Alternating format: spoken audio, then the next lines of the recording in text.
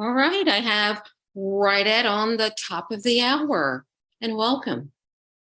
I am Sonia Ezel, a clinical assistant professor at the University of Texas at Arlington and a former kinder through third grade reading coach. I had the great pleasure of chairing the 2023 ILA Children's and Young Adult Book Awards Committee. I am an avid supporter of classroom, school, and local libraries, and I love to share my passion of multicultural picture books with educators, pre-service teachers, and parents. Thank you for joining us. The ILA Children's and Young Adult Book Awards are a unique literary honor that shines a spotlight on emerging authors in the field who show exceptional talent.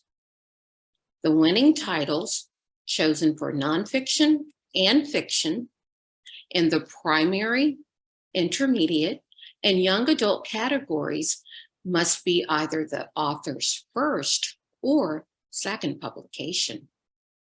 We are so happy to have you join us today for this ILA webinar to meet some of these new voices.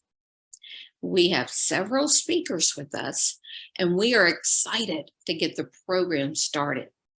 Now, stay tuned for details at the end of the program, as we'll have a special giveaway from one of today's event supporters. Please note, the archived closed captioned recording of this event will be available within the next 5 days. You'll be able to access that at literacyworldwide.org/digital events. Now, allow me to introduce the 2023 ILA Children's and Young Adult Book Awards Age Level Subcommittee Chairs. Miriam G. Martinez, chair of our primary committee, teaches reading and children's literature courses at the University of Texas at San Antonio. Margaret Osgood, chair of the intermediate committee, is currently a postdoctoral fellow through the National Science Foundation and the American Society for Engineering Education, where she works with a startup called Charm Tech Labs as a reading research scientist. Tu Nguyen, chair of the Young Adult Committee, is an educator and writer whose work centers around equity and justice. She has taught English, creative writing, and social justice. She is currently on staff at the National Seed Project. The committee completely enjoyed reviewing the more than 300 submissions received for the 2023 awards program. All award-winning titles, as well as the honor titles, can be found in the slides on the screen, as well as on the ILA website on the awards and grants page. In addition, submissions are now open for titles from all countries and all titles published in English for the first time during the 2023 calendar year. Well, without further ado, let's move the show forward. And up next, you will hear from Ms. Miriam G. Martinez. Thank you very much, Sonia. I'm pleased to be able to introduce Young Vo, whose work, Gibberish, is the winning title in the primary fiction category. Young learned to draw before he could write. He drew a lot of characters. Then he began to write stories for them. There weren't many job choices that he could make, so he decided to become an animator, an illustrator, and an author. So it's really my pleasure to introduce and talk to Young this afternoon. because we get to talk about a wonderful book. And I thought I'd begin, Young, by giving the viewers just a really brief overview of the book before inviting you to talk about the book. So Gibberish is the story of Dat and his mom, who after a long journey by boat and plane arrive in a brand new country. At Dat's new school, there's no one who looks like him or speaks like him. Instead, everyone seems to speak gibberish. Dad's frustrations grow and grow until an unexpected friend drops in. And this new friend doesn't understand Dad, but she wants to play. And she begins to teach him this new and strange language. And it's through this friendship that the new place becomes home. And Young tells this story through a truly ingenious interplay of verbal and visual text. So at this point, I'm going to turn things over to Young and invite him to tell us about this whole process. Young? Thanks, Miriam. That was a great introduction. That was so good. Should I talk about like how I came up with the book? Is that That would be great. So the idea for the book came from actually my sketchbook, as I was, because when I went to art school, I drew a lot, and like a lot of the drawings evolve around like certain stories, and one of the stories was gibberish, and basically it kind of reflected on myself growing up, and how learning English for myself was really hard, and I basically drew these characters and how I felt about meeting new people and just learning to read, and I had all these images, and basically kind of slowly all those images kind of gelled into this story, gibberish. So yeah, that's how it kind of came about. Well, one of the things that truly intrigues me about the book is the way in which you manipulate different facets of that visual text. For example, the shifts in illustration style and also the shifts in color. So could you tell us about why you decided to do that, what the purpose of these different shifts was? Yes, absolutely. So when beginning the story, you start out with Dad being the only character and his mom being the only character in color, and then the world he enters, the school that he goes to, is all in black and white, and all the characters also are cartoon characters. Originally in my sketchbook, they were more like monsters, but it didn't really reflect how I really felt as a kid.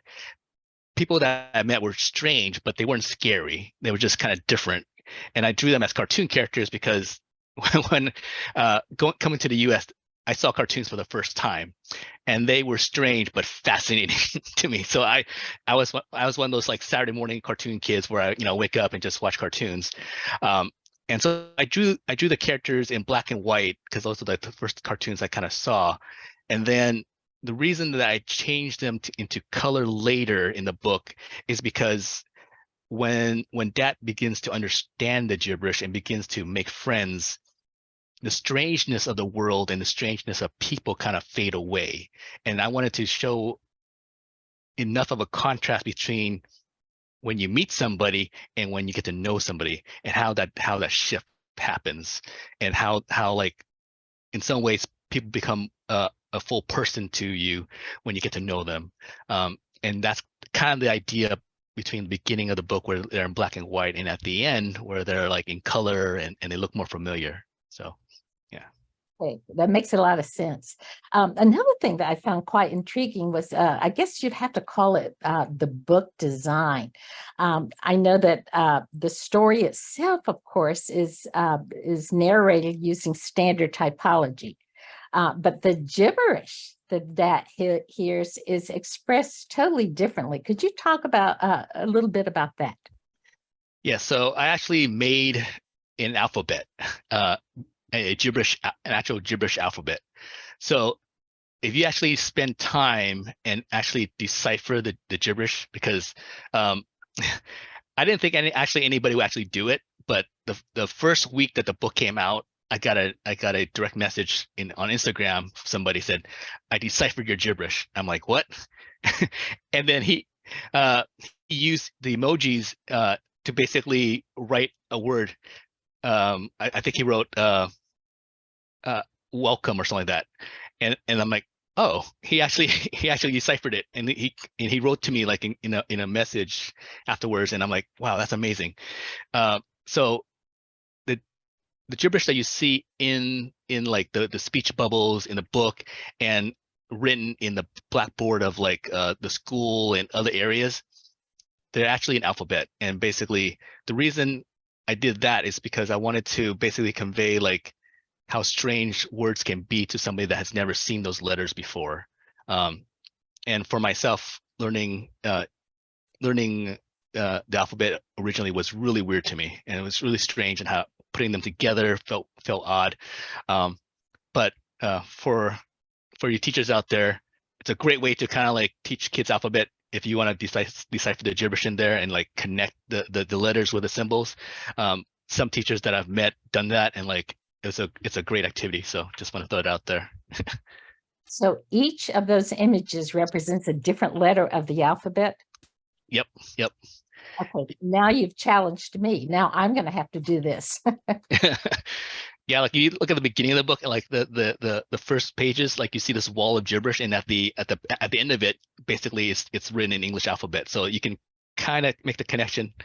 But here's a hint: if you really want to learn to decipher it, the page where Dad and his friend Julie decipher or they start understanding each other, that page there will give you all the clues you need to decipher it. Okay, you've given us a challenge. Thank you. There you go.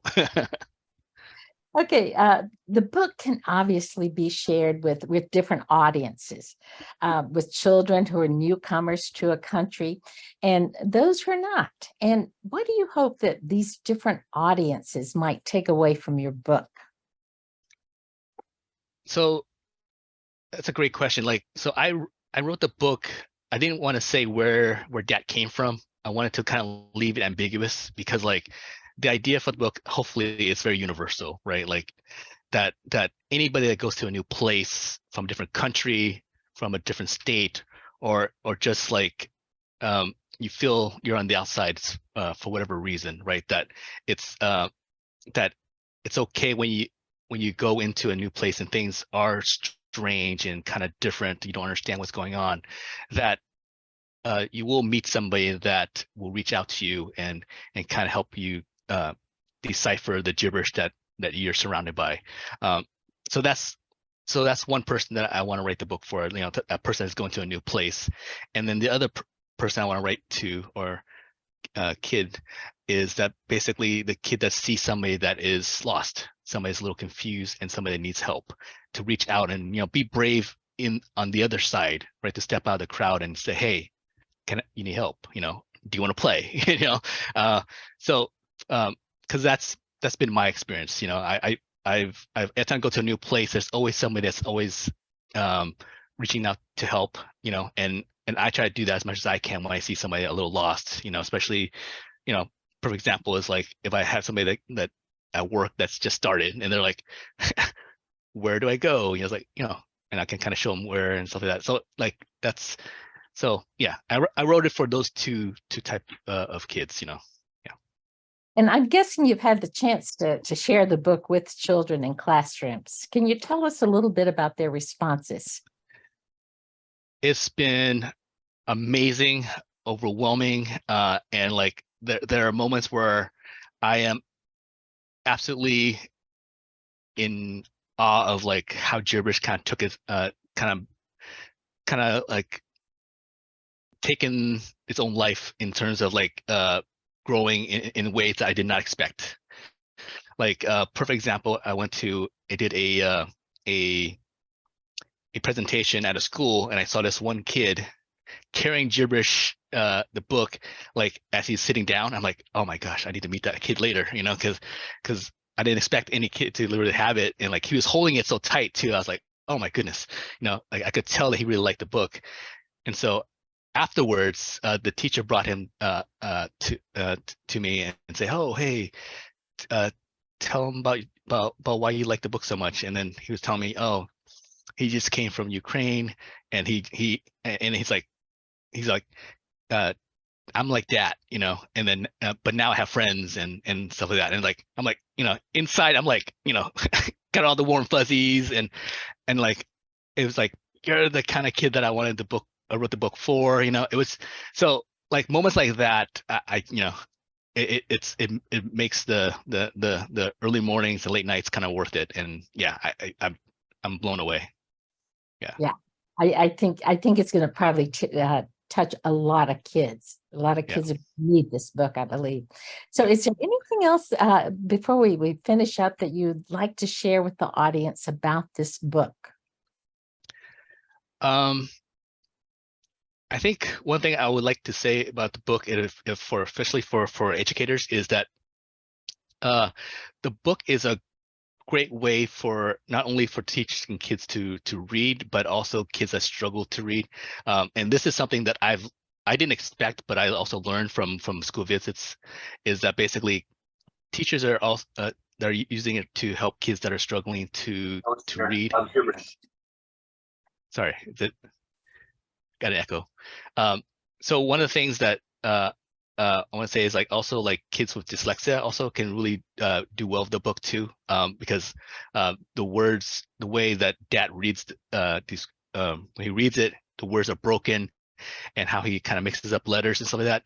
That also can kind of help kids with dyslexia kind of see, okay, he kind of went through this also, and so because I also have dyslexia, and I put it in there subconsciously, but teachers that teach kids with that reading difficulty picked it up, and they've been using it. So just another way for teachers to work with the book, if you like.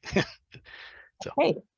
Okay. Well, I really want viewers who haven't had a chance to read this book to be sure and bring it, get their hands on it and bring it into their classrooms, because I think it's going to make a really, really important contribution. So thank you very much, Young, for speaking with us about the book this afternoon. I appreciate it.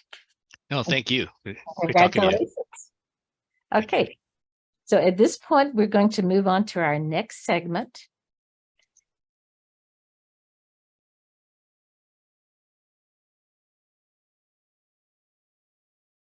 Okay, here is our next author. We are being joined by Shaylin McDaniel, and Shaylin, I hope I've pronounced your name correctly, whose title, Hello Opportunity, The Story of Our Friend on Mars, is the winning title in the primary nonfiction category. Shaylin grew up in South Florida before moving to New York for a digital marketing career in kids' books. And as a kid, she assumed humans had already been to Mars. And as an adult, she remains incensed that we haven't, at least not yet. So it's my pleasure to welcome Shaylin this afternoon and have this opportunity to talk with her. And again, I'm going to begin by telling the audience just a little bit about your book. Hello Opportunity is a highly accessible account of Opportunity, the Mars Explorer that was launched by NASA in 2003. It was nicknamed Opie by the scientists who worked with her. And readers learn a whole bunch. They learn about the basic construction of the rover. They learn about all the tasks that it executed as it roamed that red planet for 15 years. They'll learn about key discoveries made by the rover. And perhaps really central to the book, they're going to learn about the bond that scientists and fans felt with this hard-working Opie. And also, I'll just mention that the back matter contains a timeline related to explorations of Mars, as well as a diagram that explains the major components of the rover. And Shaylin, one of the things that really struck me in reading the book is how the language of this nonfiction picture book is marked by a simplicity that makes it accessible for young children, while the book can simultaneously engage older readers with the rich information about the rover's explorations of Mars. And something that I especially love in the book is your description of Opie as a bold scientist, a brave adventurer, and a clever detective. So welcome, and could you tell us about what led you to write this book about the rover opportunity? Yes, thank you so much. I have a Southerners bashfulness that whenever anybody says anything nice about anything that I've done, I kind of want to crawl under something. So thank you very much. As you said in my bio, I actually work in children's publishing. I am, and I can't tell, always have been a bit of a space nerd. But I was just kind of enamored with the emotional outburst back in, before the pandemic, when Oppie was decommissioned, just watching the grief of everybody involved being like, she did such a good job. She was such a good rover. We're so sad we can't get her back. And I think it's a very human thing to do, to, personalize objects that don't have sentience, that don't have feelings, but that still, they mean something to us. So I never planned to be an author or a writer of any kind. My plan was to take notes and then go into work on Monday and find an editor and corner them and tell them that they need to find somebody to write this so that I can market it, because I want to work on it. And instead, what happened was, over the course of a few days, I started thinking, I'm a person. I could figure this out. And then the initial first draft kind of popped into my head all at once. So I jotted it down and then sat on it for multiple months until I could get the guts together to show a friend of mine that also works in the industry, just to be like, will this embarrass me if I send this out? Will I regret this decision? And yeah, things fell into place from there. Okay, that's very exciting. Did a teacher or a parent help children understand that despite the fact that Oppie, and I realize I mispronounced her name, Oppie she's no longer working, but this endeavor was in no way a failure? Yeah, so that's a great question. It is something I tried to touch on, especially in the back matter. And there's actually a little hidden part in the book. If you look on the copyright page, there is a QR code that directs people to even more facts about Mars and the various missions on Mars that I didn't have space for, but could not shut up about. And Page Street was kind enough to give me another avenue to kind of gush into. But the really interesting thing about the way missions are structured in general is they are sent to figure out something, whether it's the history of water on Mars or this, that, or the other, but it is also made with longer term goals in mind. So a lot of what they were able to accomplish with Opportunity, but also Spirit and some of the rovers before, is now being seen in present day with Perseverance, and will be seen with any rovers that are sent in the future, whether it's troubleshooting on the planet, the various things that came up they did not expect or prepare for, but had to figure out in real time, or larger things in terms of like movement or data collection. Or, I mean, Perseverance has its own little helicopter drone up there, which is something that they had in the back of their minds as they were working with Opportunity over the last 15 years. So she's just one rung on the ladder, a rung that I'm very fond of. But her work, especially since it lasted so long beyond what they expected, is a wealth of resources and information that they are definitely putting to good use. That makes a lot of sense. And I had not explored that QR code. Now I've got to go back to the book. Thank you for pointing that out. So what would you say your book is really about? That is, what kind of big idea do you hope readers take away from it? I think it depends who you are. So secretly, internally, one of the things I would like children to take away is that I want them to be just as mad as I am that we haven't been to Mars. I am going to have to apologize to her for this. But my mother did not realize that we left Opportunity up there until she read the book and was not pleased. So she was very sad, but one of her questions was, are you trying to make children cry? It's like, no, children are not going to cry. I didn't cry over Where the Red Fern Grows when I was a child. I did not cry until I was an adult. And I have yet to meet a child who is in any way, nobody has cried. The adults cry every single time. The children are problem solvers. It's okay. So this is a real story. She's still up there. How do we get up there? Like, kiddo, you gotta study in school and there are classes for that. I'm an English major. I can't tell you exactly how to get up there, but there will be ways and we will figure it out, and you can be part of that solution. With adults, I think there are other layers in there about what we can accomplish when we work together.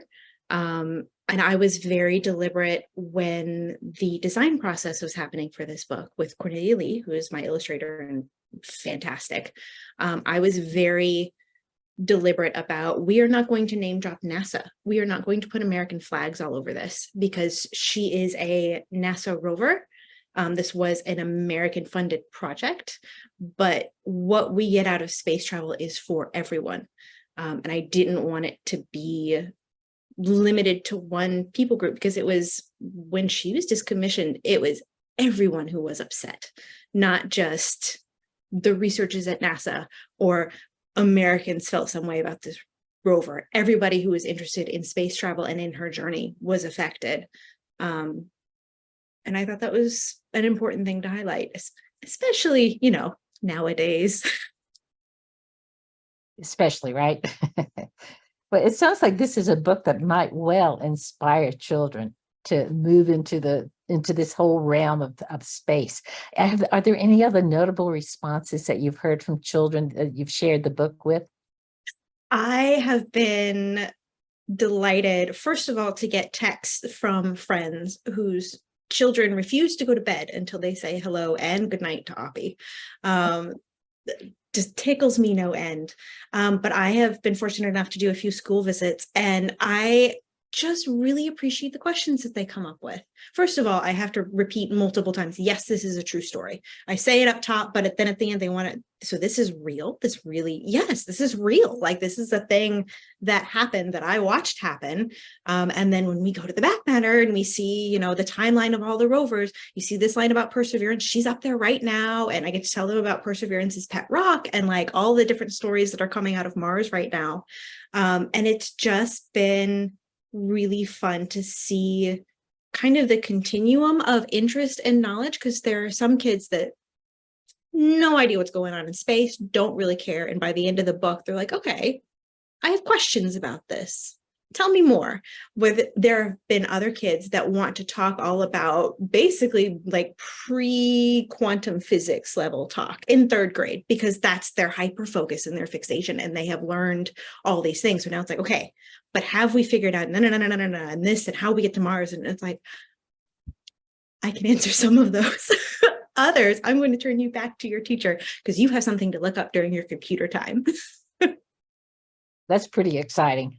It's fantastic. So what else would you like us to know about your book, Shannon? I mean, it's my first. So far, it is my only. This is my first award. Thank you very much. Super excited.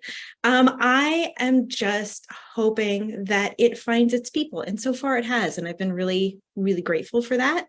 I wrote it specifically in mind for, I looked up a bunch of different books about the rovers in general, but also space, and was really interested in, there are so many books out there that are wonderful with the facts and the figures, and like they're really dense, but that's great because if that's what you're interested in, you want all that information.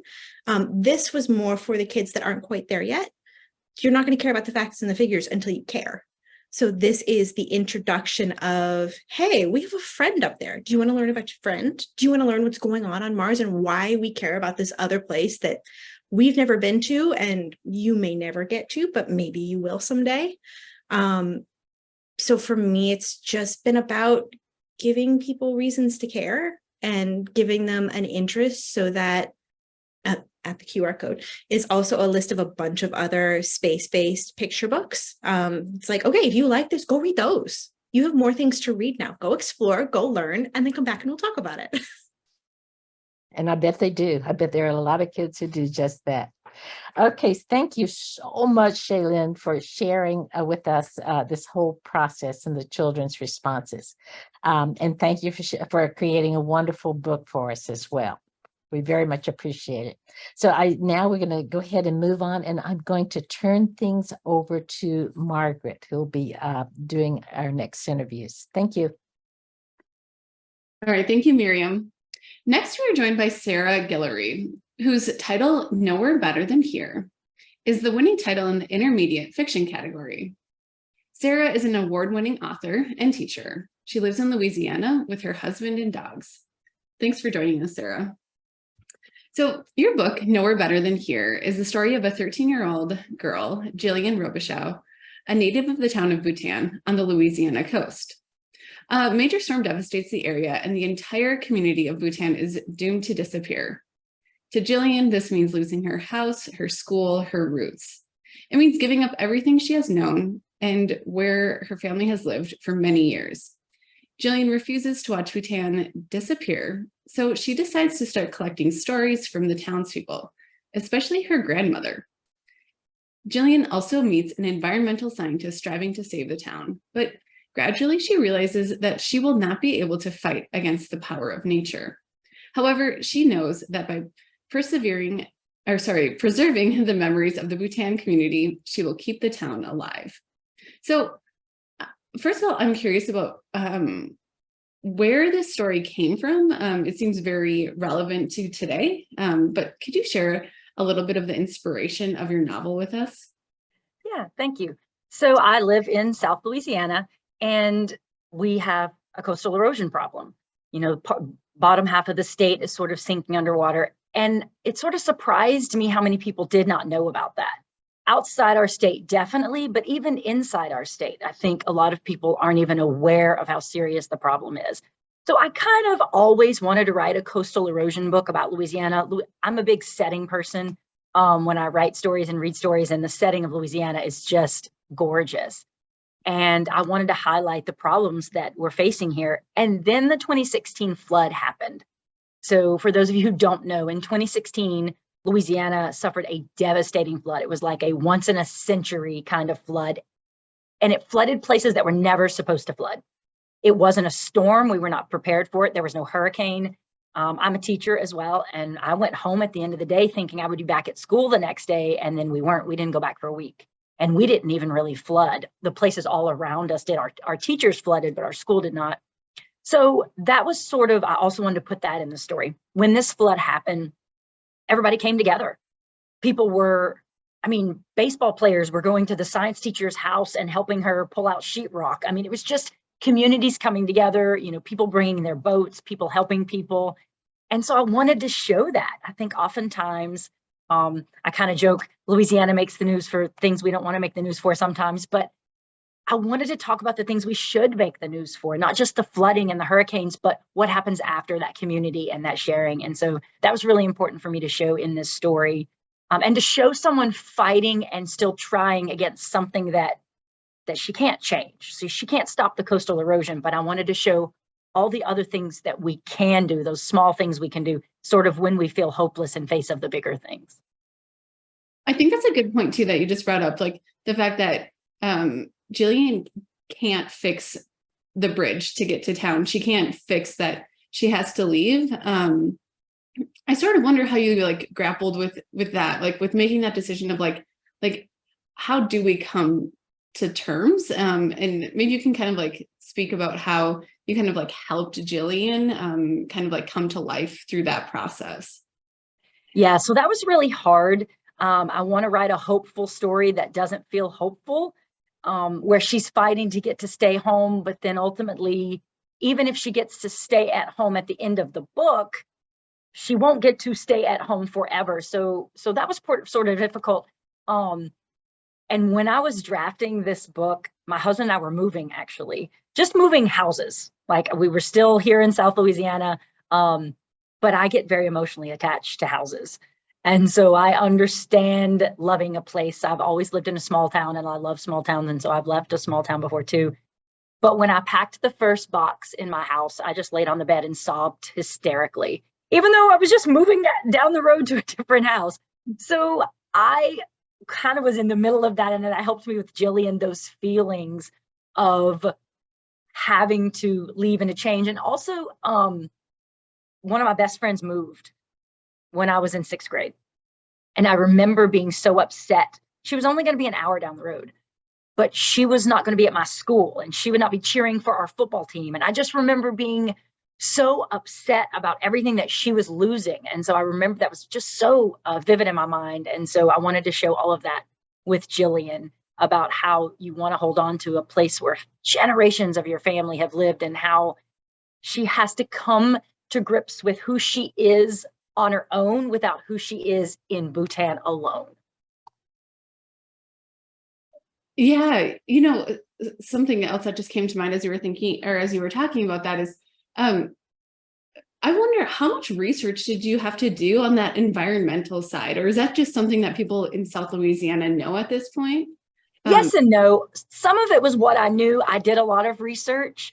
And I did more research. Describe that too. Like what is it that you're talking about in the book, as far as like losing land, just for the audience members who maybe haven't read your book yet? Right, sure. So down at the very, very bottom of the coast, of course, they say we lose like a football field an hour of land. It's not actually, that's what, on average, that's what we've lost over the last 50 years. It's been about a football field an hour, obviously more during big storms, less at other times.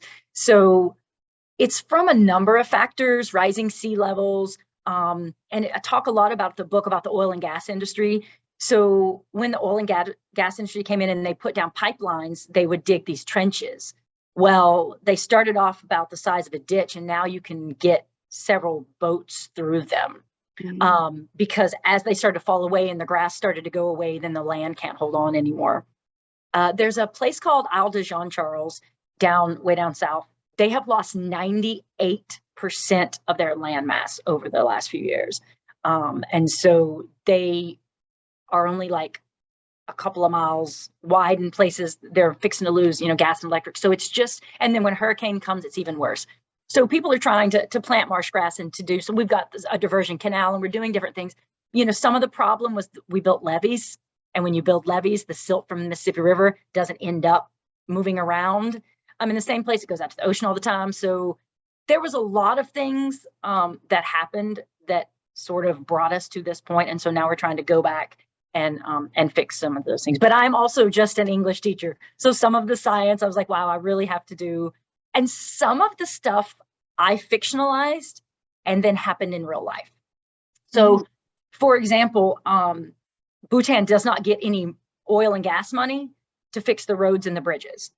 So I wrote that into the book before it actually happened. And so then several months after I wrote the rough draft and wrote that into the book, it really happened. And I wasn't like, yay, we're not going to get the money. But I was also like, okay, so it is plausible in the book for this to happen. So, so some of the things actually just ended up that way. But yeah, I've read a lot of stuff I didn't even need to read. I read like so many science things that didn't even end up in the book. But yeah, books and articles, and watched a lot of videos with interviews from people who live way down. I don't live way down on the coast. So visited there myself and talked to people and things like that. Well, and although it's a narrative story, I feel like I learned a lot about kind of that ecosystem of the wetlands, the coast.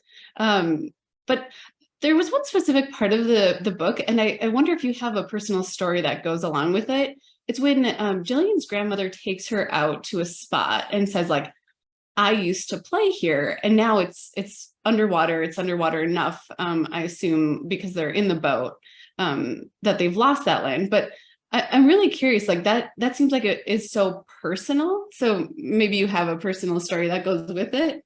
Not really, other than I come from a family of storytellers, and I was very lucky to have all of my grandparents and even most of my great-grandparents for a long time.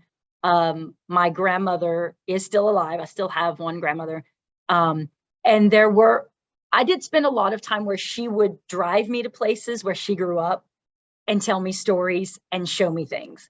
Mhm. But the kind of devastating loss that Jillian witnesses with the tree and the water, no, that was just me reading and visiting these places and just being broken. Especially with trees. I don't know why I like trees so much. I love trees, I think, more than flowers.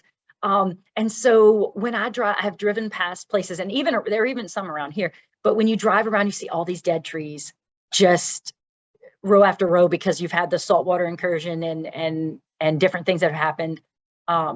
So that is all in there, but most of that was fictionalized too. Okay.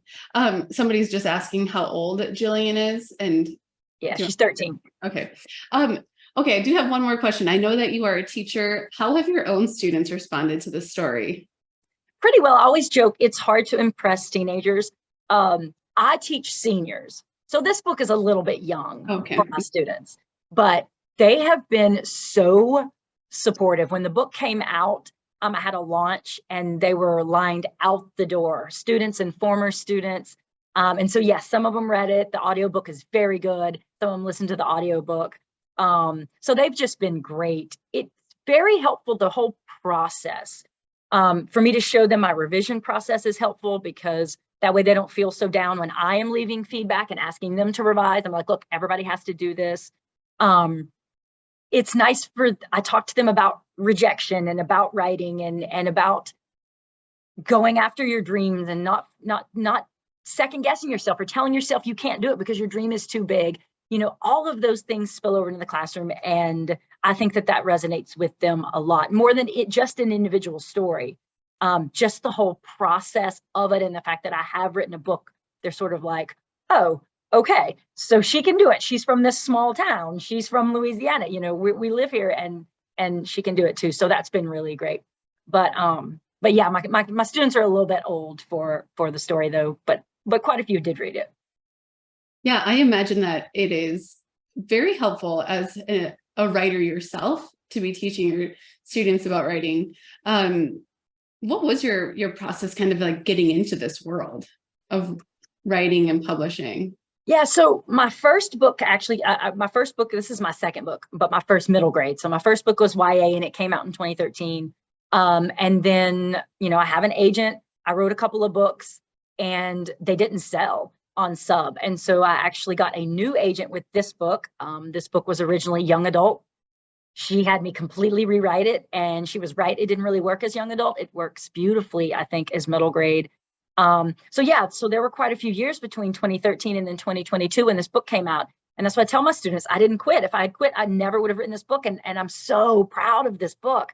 So it was a lot of years of me just writing and writing and writing and honing my craft, and looking for those stories that I wanted to really tell, and that would resonate with readers. So yeah, I'm very honest with my students, like, not like, oh, I wrote a book and it got published. Oh no, baby, I have toiled and worked and struggled and been told no and kept at it, because that's, I think what matters is that we stick with it. Mm-hmm. Yes, definitely. Something else that I'm just curious about is it a reality for schools to be closing down like it happens in the book? Like, is that a reality for students? Absolutely. So when the 2016 flood happened, those schools were they were destroyed. Mm. So I had displaced students that came to us because our school was not flooded. So we had displaced students. Some of those schools just reopened last school year, and some of the schools never reopened. So I always like to write about a fictional town because I don't want to be kind of shut in. I'm sorry, I got distracted by the thing. I'm actually not in my classroom at the school board office, but the blue flag is the Louisiana flag. So yeah, it's our first day of school today. So I didn't have time to get home. So yeah, I'm at my school board office. I'm sorry, I got distracted and now I don't remember what your question was. Oh, the school's shutting down. So yeah, so I had to create a fictional town because most of the places that are going underwater, their schools shut down a long time ago. So they have one big parish school, and all of the people who live in those smaller areas that are really losing their land, they come to that parish school. So Isle de Jean Charles, which has lost 98% of their land, I don't know the last time they had a school there. It's been a while. You know, that's something that really resonated with the committee members as we discussed your book, specifically about like you're talking about being displaced because of flooding, but we have students, I live in the West, and there's students displaced because of wildfires. You know, like we're kind of like seeing like this displacement based off of climate. So that is something that really resonated with us. And I just want to say thank you. Is there anything else that you want to share about your lovely book? I just want to say thank you for that too, because I want, you know, people read this book that it's not just a Louisiana problem. It's a world problem. And that what I really wanted to show is that small acts can lead to great change. Because I think, and we keep saying nowadays, but I think any time period there has been that, you know, things that happen in the world that we have to deal with. But there's some things that are going on right now that feel so big, and I feel so overwhelmed, and I feel so helpless. And what can I do? And I am nothing, and my voice is very tiny, and I have no power. But I wanted to show my students and adults and whoever reads this book that we aren't powerless. And if maybe we can't do it all by ourselves, but we can do small things, and all of us doing small things can add up to great things. And that's really what I hope people take away from the book. That's what we absolutely took away. So very good. Good job on that. We are looking forward to your next book. Thank you. Whenever you come out with it. Okay. Yes. Right. Thank you. Well, thank you so much, Sarah. All right. Next, we're going to move to our next award winner. And our next award winner is Barbara Binns, who wrote the story, Unlawful, I should say the biography, right? Unlawful Orders, a portrait of Dr. James B. Williams, Tuskegee airman, surgeon, and activist. And she has the winning title for the intermediate nonfiction category. Barbara is a Chicago author who writes to attract and inspire readers. She writes both fiction and nonfiction for middle grades and young adults. Barbara, before we jump in, I'm just going to give a little bit of a synopsis of Unlawful Orders for those who are attending and may not have read your book. So also, if you feel free to like add anything at the end. So Unlawful Orders details the incredible story about Dr. James B. Williams. Dr. Williams was an integral part of the military experiment at Tuskegee Institute, where exceptional Black men and women were trained for the elite flying corps and the medical corps during World War II.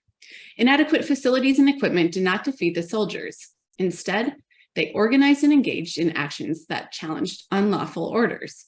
The men stood firm until being threatened with dishonorable discharges and imprisonment. Black newspaper editors published articles about their troubles that inspired public support.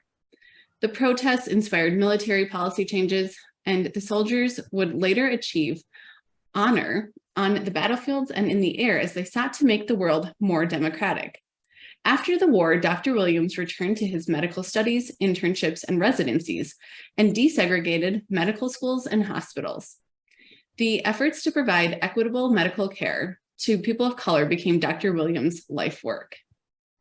All right, so that's a short synopsis. And Barbara, I have to say, this is a hard story to really capture in a short time frame, because you did such a great job really bringing his life to life. Like, I don't think that any of us had really heard about Dr. Williams before we read it in our subcommittee.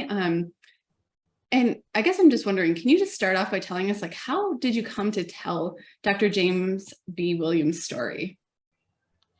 Well, actually, I started out studying his mother, Clara Bell Williams, who was an extraordinarily powerful teacher. I was doing a write-up on women for Women's History Month for a group, and she was one of those women that I came up with. And as I studied her, I also looked at her three sons, just saying, well, you know, I need to say something about her kids. After all, she's a mother. And as I looked at her three sons, all of whom became doctors, I kind of focused on that middle son, and just the words, the fact that he was part of something called the Freeman Field Mutiny just jumped up at me. And the next thing I knew, I was studying him even more than I had been studying his mother. And that's really the genesis of all of this. I will tell you that a big piece of what had been looking at was I was doing this because as a child, I was really interested in science, and I had no real role models of my own. I looked around, and people, my peers, would tell me pretty much in so many words that Black people had never been anything in science and medicine. And they knew because they'd never heard of it. And I had to say, yeah, I haven't heard of it either. There's no one for me to, push myself to be like. So when I came across Dr. Williams, and especially I realized that he and I lived within a few miles of each other during my childhood, during this time, and I didn't know he existed either. That's when I began feeling I have to write him. I have to say something about him, not just for myself, but for other kids. So this is for kids like me who don't know, as you say, about him and about the people around him who helped shape him. So that's why the story has so much, not just the Williams family, but also about the people who were there, his contemporaries, the people who influenced him. Mm-hmm. Yeah, so thank you for sharing that. So really the historical account that you've constructed is really engaging. And as our committee discussed your book, we all said, like, as we were reading it, we just wanted to keep reading to learn more about what's going to happen to JB. So can you kind of tell us about your research process? And then a second question would be like about how you kind of constructed like what you would tell, like how did your story really come out? The research process was horrible. I will tell anybody, if they ever want to do research on someone, do not pick a man whose last name is Williams. Just a thought. But it was everything from going through newspapers at the time, checking out.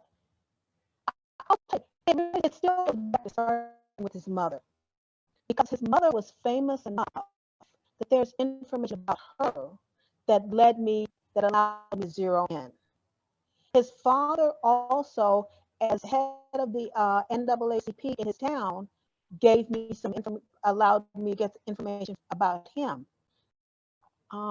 His friendship with famous people, the family's friendship with famous people. I literally got into Dr. Williams by zeroing in and moving around and looking at the people who surrounded his life and slowly digging into him. Even his children. His daughter was in the news business. So she wrote stories and talked about her family. His son is another doctor. So it really was gauging in on the people around them that brought me into him, to Dr. Williams, because he was kind of a quiet man, and he wasn't, he made waves, but he made waves, dare I say, quietly. He didn't go around boasting about his accomplishments. So I had to go and find out, at Creighton University, the things he did to help integrate the school. So as I said, just don't do research on someone named Williams. The other thing, I think your second question was about how I narrowed it down or something like that. Or? I cannot imagine how much research you found and probably wasn't related, right? Like how did you kind of narrow the focus? Yeah. I don't know. Sometimes I feel, did I actually focus? I used him. I'm looking for things that said, does this directly impact his life? Either because he knew about it and because it changed him, or because it changed the society around him. So there are some things that are in there because those things changed the world, and the world changing helped change him. But yes, it was I left so much material on, as they say, on the cutting room floor, that it's like, I hated cutting these things out. But again, I tried to look very hard for, is this significant to the world? And was it significant to his life? Was it something that he directly fought against?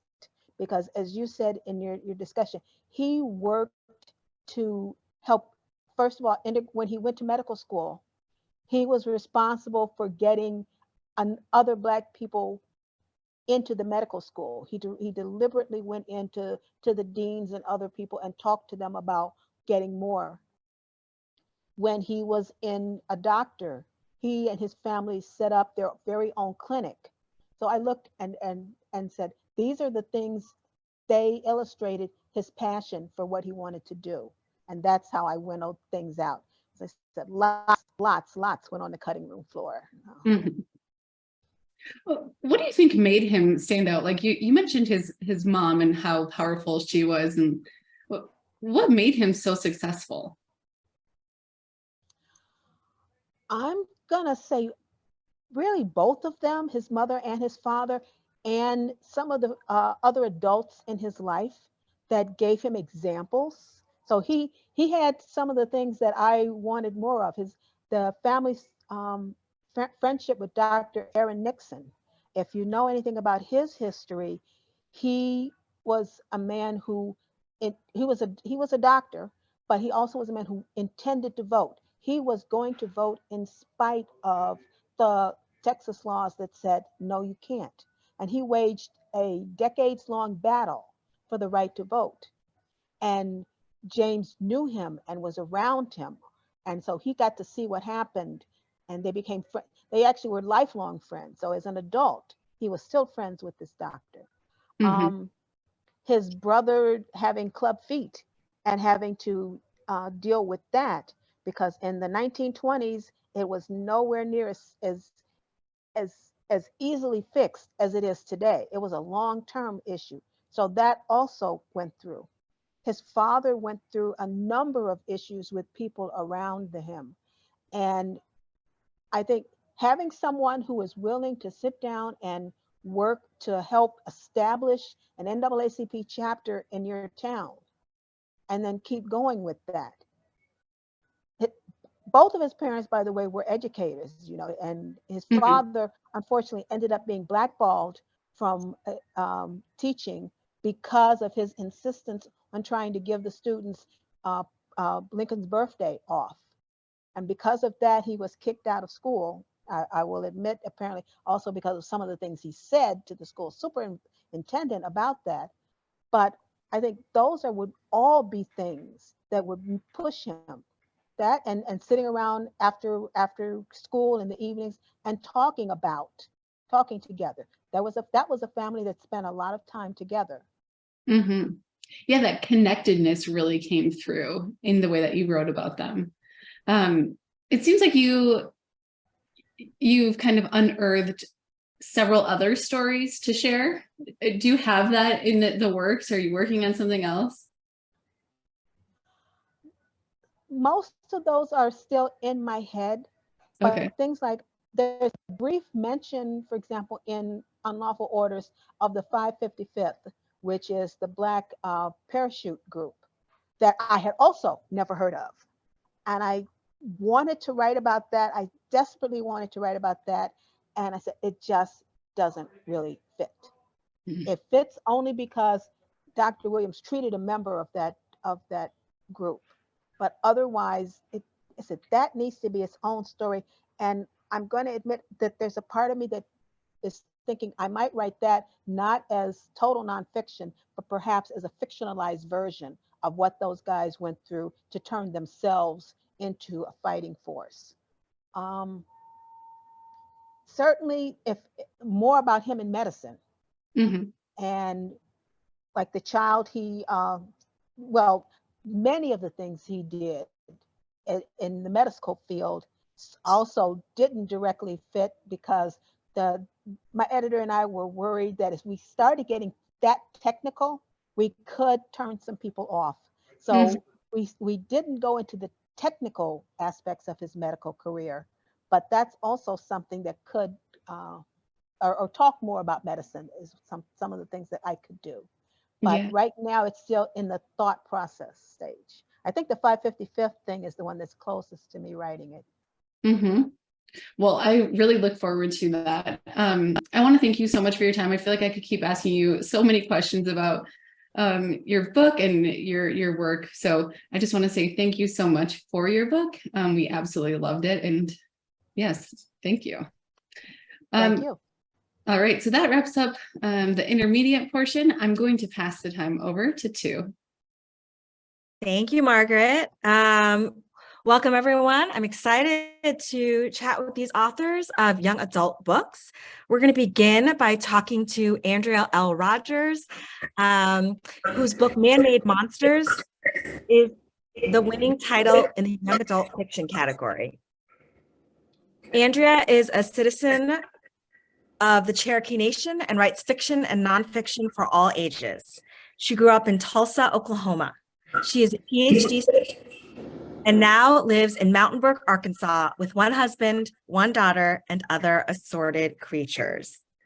And I have a very hard task of trying to summarize Andrea's amazing book a little bit, but what you'll probably hear in my summary is that it's sort of uncategorizable. So Man-Made Monsters is a genre-defying multimodal novel that both challenges and rewards readers at every turn.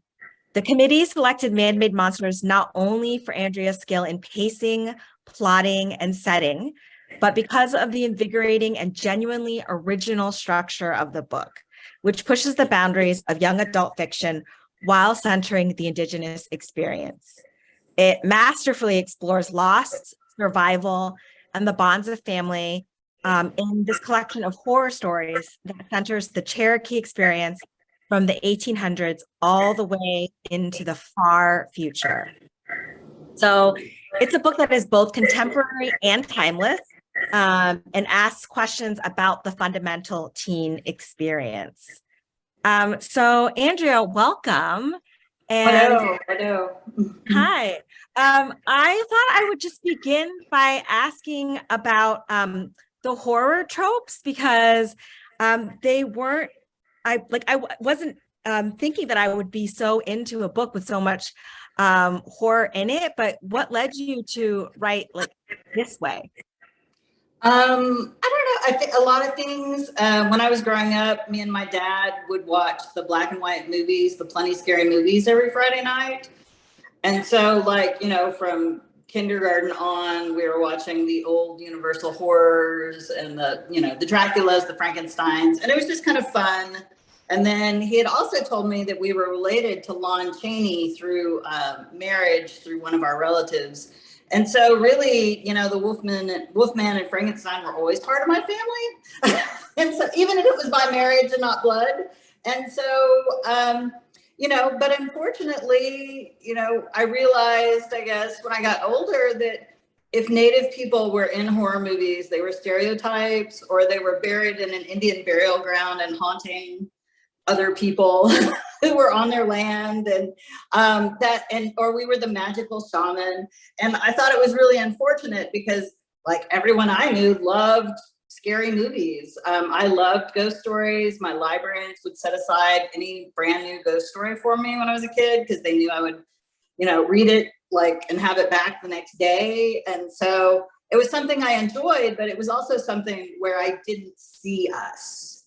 And so, you know, I didn't see my family. I didn't see my dad. I didn't see my cousins. And we definitely had our own scary stories that we would hear in our family, and, you know, stuff that was spooky and, you know, possibly morality tales, but those stories weren't out there. And so finally I realized if they were going to be out there, I was going to have to write them.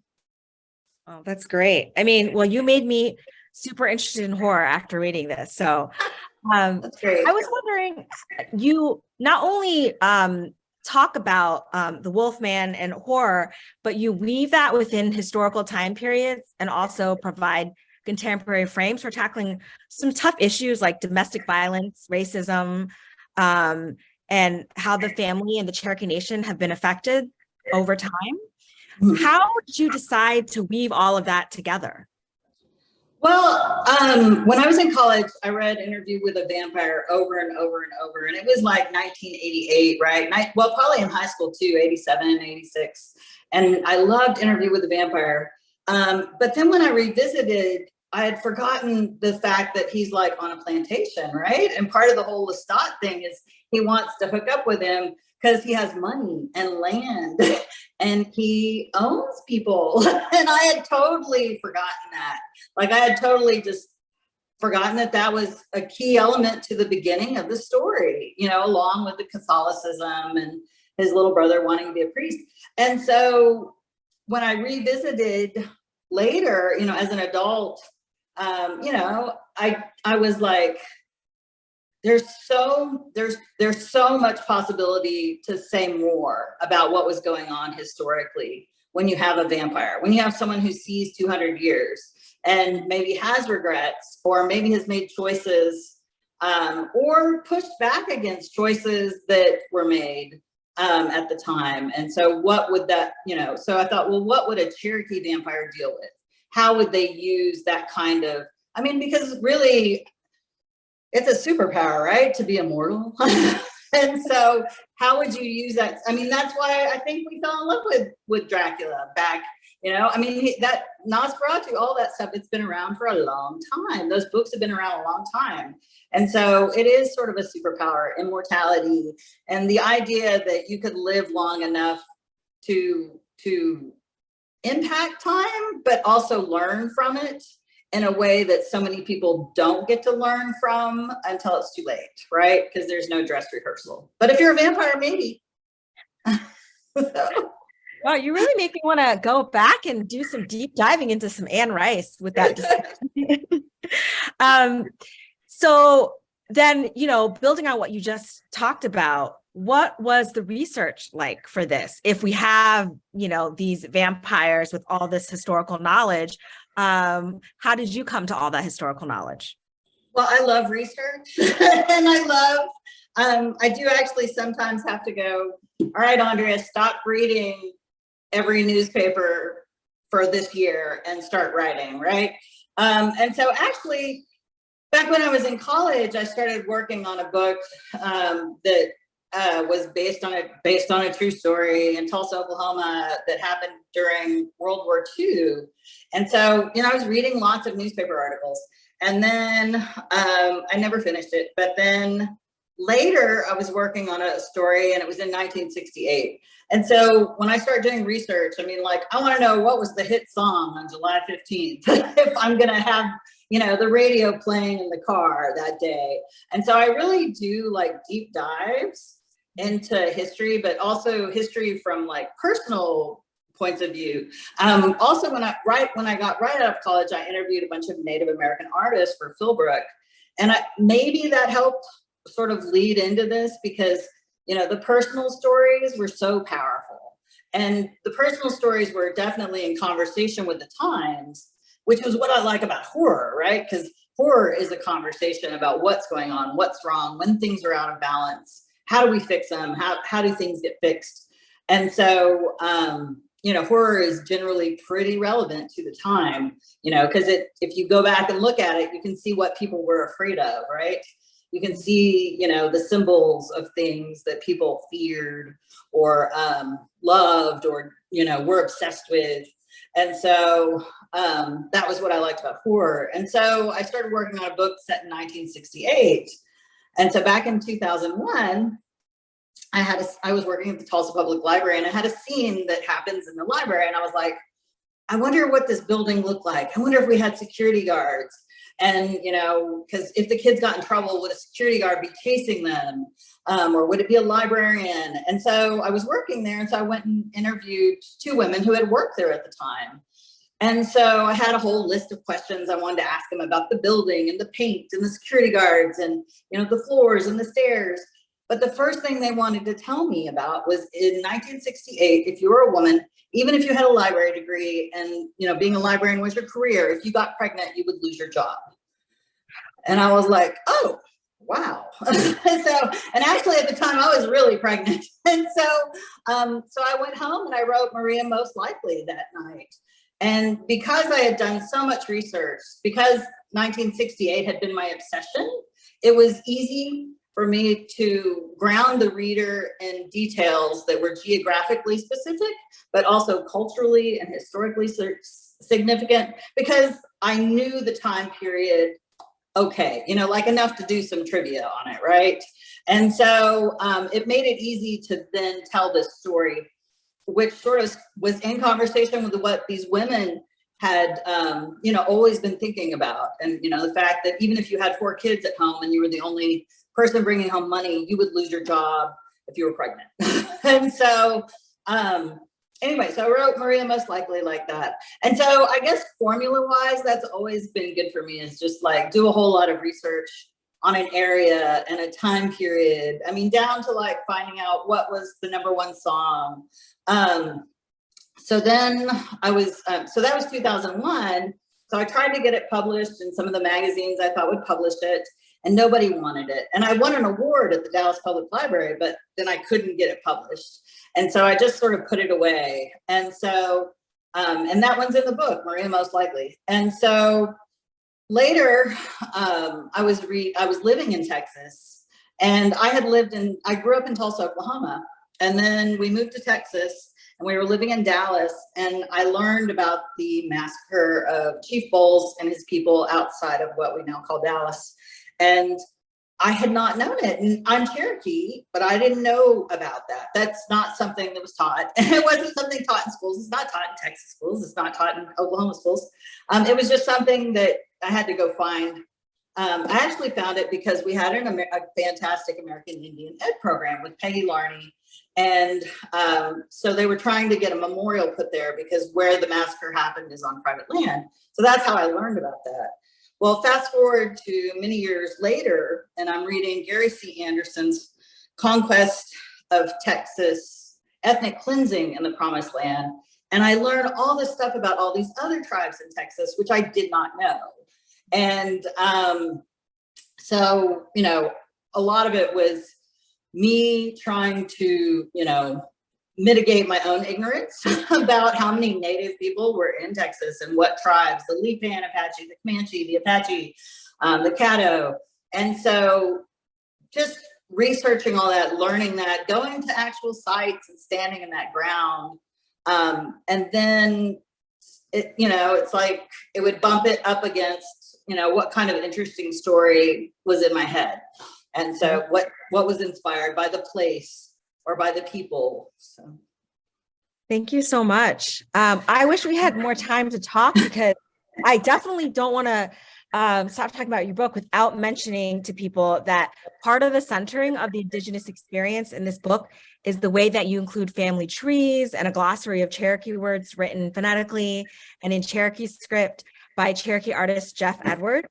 Mm-hmm. And so they're just gorgeous illustrations. And there's a beautiful artistic element to the book that I think is so integral to the book. So I hope everyone like picks up this book and even just like holds it in their hands. It's really gorgeously done. Thank you so much. It is. It's beautiful. Wado, appreciate it. They did him and Jonathan Yamakami, the designer, did an excellent job. Just beautiful. Thank you. Thanks. So we're going to move on to our young adult nonfiction winner.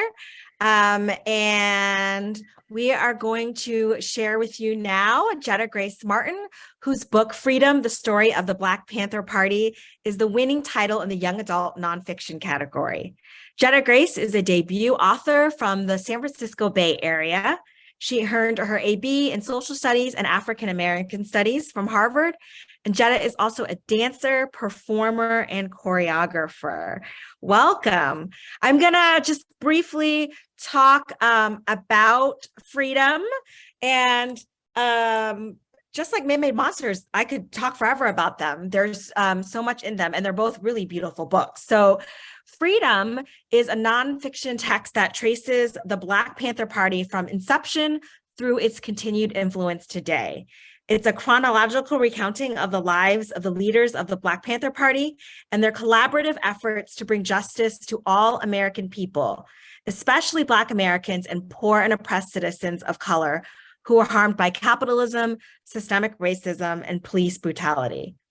Freedom celebrates Malcolm X as poignant inspiration for Huey Newton and Bobby Seale as they fathered the Black Panther Party as a complementary social movement to the civil rights movement. So I am totally happy to let you talk more about the book. And I was also wondering if you could please talk about your intentional highlighting of Black female stakeholders in the Black Panther Party, because I felt like that was a particularly new way to think about that history, and something that is really unique to the text. Thank you. First of all, I just want to say thank you. I'm really happy to be here, and thank you to everyone for being here. And we were really excited to receive this honor. So expressing gratitude, first of all. Yeah, so that is, speaking of things that we could talk about for forever, but I'll try to keep it succinct. Not only was it very important for me to highlight those voices, there are a couple of very great books that came out that I was able to access to help with. And there's a mural in West Oakland that has a lot of women of the party depicted. At the height of the party, more than half of the members of the party were women. And I feel like there's sort of a masculinist image of the party. And I really wanted to break that apart, because part of what I wanted to do is not only talk about, and we had a lot of discussions surrounding this, because I worked on this book with my dad, Waldo E. Martin Jr., who's also a historian and a scholar, and then his colleague Joshua Bloom, who's a sociologist and a scholar, and they both together wrote Black Against Empire, a comprehensive history of the Black Panther Party for an adult audience. And so it was very important for me when I was working on this book, specifically a middle grade, like young adult book. I really wanted to highlight stories of the women of the party and make sure as much as possible their voices could be heard. And it was also personally important to me as a person that I am. And so I just, and I wanted that to be reflected not only in the words that we wrote and the way that we represented it textually, but also the photography. There's a lot of beautiful photography in the book. I don't know how well this comes through, but this is the cover of the book. And so part of what we wanted to do, Huey and Bobby are in the center, but around are other members of the party. And so it was really important to us to show, so just like different people of the party and represent different kinds of people who were in the party. And so I really, young people, women, men. And so, yeah, that was very important to me. And I'm glad that it came across, because I worked on it a lot. I mean, I think a few of us have talked about, not particularly in this way, but I think of it this way. You're staring at that blank screen and you're like, what am I going to do? How am I going to do this? Sometimes you just have to write it out. You know, I think Young talked about the early, I don't know if the late nights and the early mornings, sometimes those blend together for me too. But like just that, you're like kind of like, who am I writing this for, and whose stories am I telling? And for me, this is such an important part of history, important part of Black history, American history, young adult history.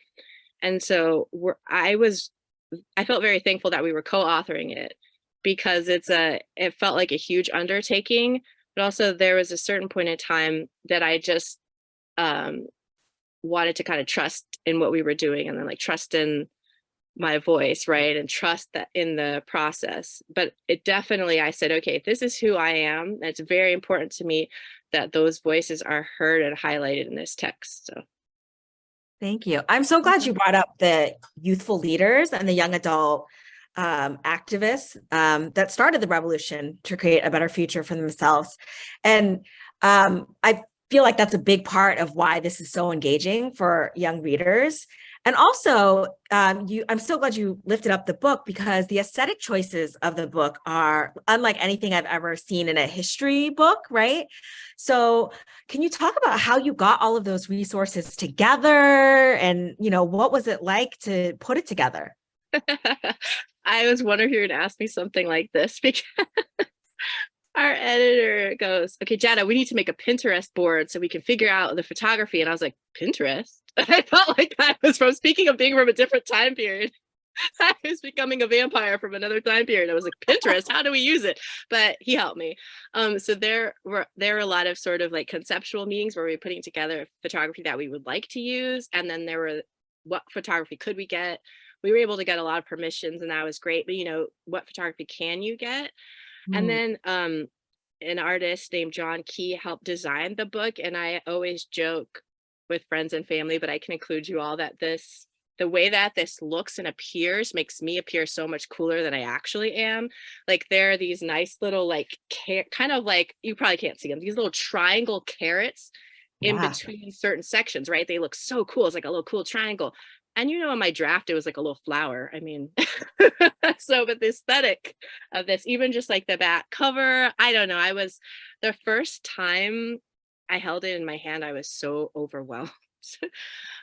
Because you are writing something, creating something. At first it's living in your head, then it's going on the page, then there are all those editing, the drafts, and then when you see it in this form and you physically hold it, especially is because it's the first book that I've worked on, and I started writing on a typewriter, like in my room, my dad's blue typewriter, and I love to write, tell stories. When I was younger, it was a dark and stormy night phase, and every story began that way. But so I've always loved to write.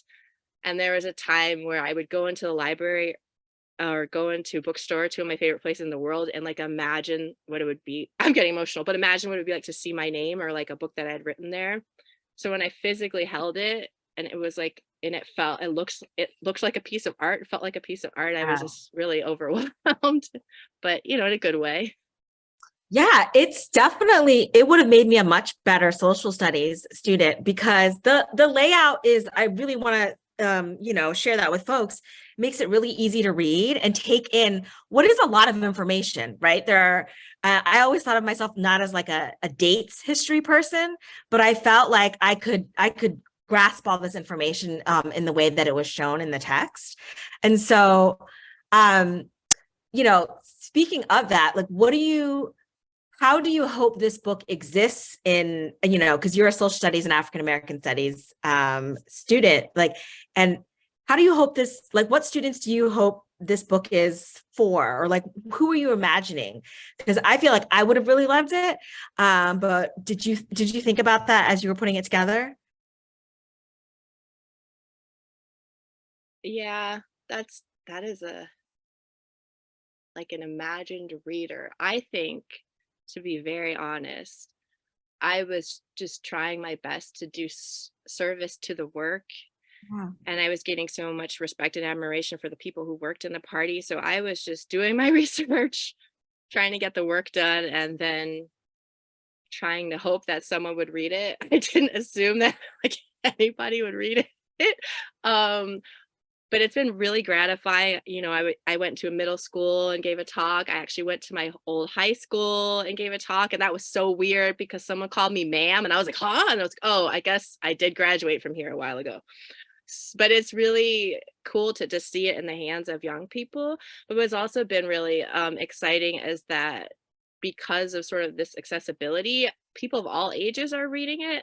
And so I have a lot of adult readers who are also reading it. And that's also felt really great, because part of what I was trying to do with the language and the words I chose is make it very kind of draw you in, make it almost cinematic. Like, the first scene that I have is not chronological. I dropped down into a vignette that hopefully will grab readers and kind of show them what's coming and what's next. And so I tried to write it in a way that I hope that anyone could enjoy it, but it has been especially gratifying to talk with young people about the book and see how excited they are about the book and interested, and see their fire and passion about it. That's been really exciting.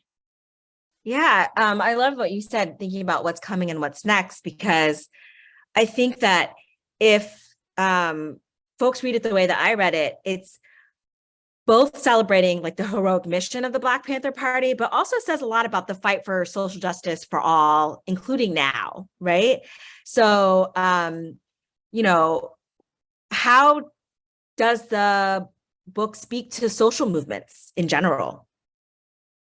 Yeah, it's really important to all three of us to really kind of trace and highlight the coalitions and to highlight how other groups were inspired by the Black Panther Party, to highlight, we called it the like long Black freedom struggle. So to highlight how they are a particular moment and movement in a whole line of people struggling for freedom, but also this idea that the Black Panther Party, while it was a specific party centered around a specific group's interests, it was also dealing with systems of oppression that many different people across the globe have experienced and can relate to.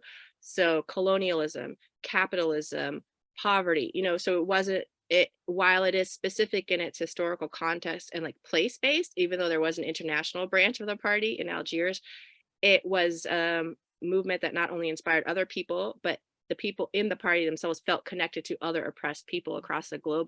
And that was really important. We really wanted to try to get that across so people could like learn about that, engage with that. And I learned a lot more about that than I knew before too. Well, thank you so much. It definitely is a super inspiring book. So I feel really honored that I got to spend so much time with it and have this beautiful book now. And I will pass it over to Sonia. Thank you. Thank you. And thank you too. Wow, what an amazing time in terms of hearing about inspiring, encouraging, and powerful narratives and lived experiences. So before we conclude, I would like to thank everyone for their fantastic presentations and conversations this evening.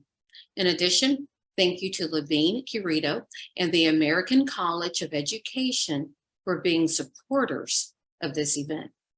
And thank you for joining us.